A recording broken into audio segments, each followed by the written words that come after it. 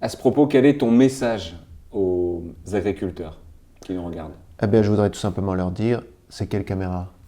C'est là. Là. Je voudrais tout simplement vous dire, les aléas climatiques, les inondations, le gel, la sécheresse, rendent vos vies incertaines.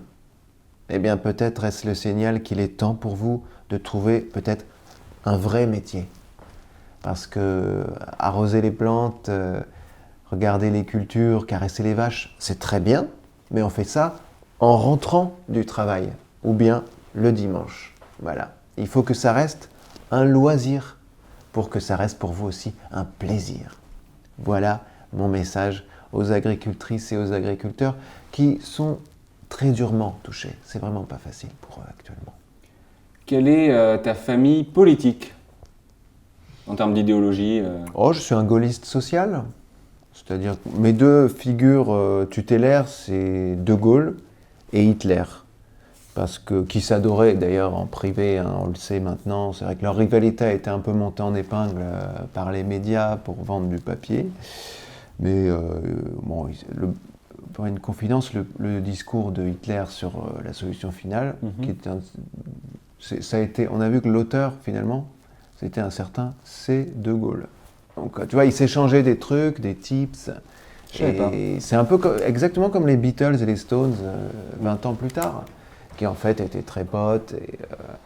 Bon, alors c'est vrai que les nazis, c'était plutôt les bad boys, et puis ce nazisme qui est d'abord, avant tout pour moi, un look. Voilà.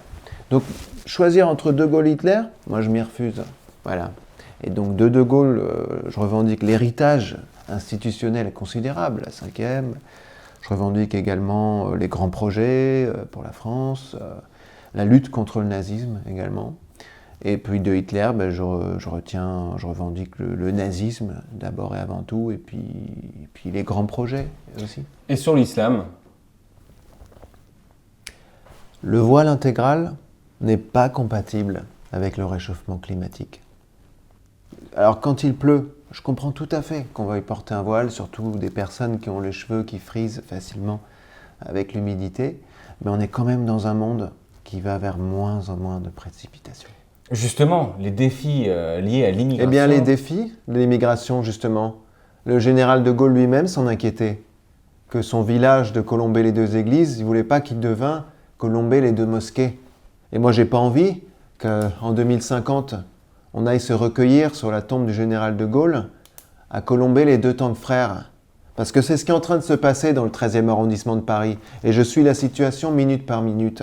Je me rendrai immédiatement sur place après notre entretien. C'est quoi la laïcité? La laïcité, c'est la discrétion dans l'espace public. La laïcité, c'est permettre à Thierry, à Jamila et à Li Yu-Tsing de ne pas téléphoner en public, de privilégier toujours le SMS. Mais je pense également à Charlotte, maraîchère à Château-Chinon, qui trébuche sous les charges. Et Gaël de Gap, que j'ai rencontré hier, souhaite un nouveau forfait 5G avec plus de gigas sans rogner sur son budget. Eh bien Gaël de Gap, vous allez être gaga de cette offre géniale. Bouygues Télécom.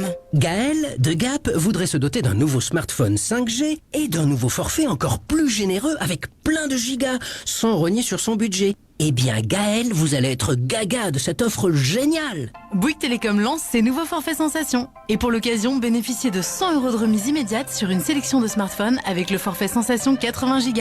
Et oui, 100 € de remise. Rendez-vous vite en boutique Bouygues Télécom.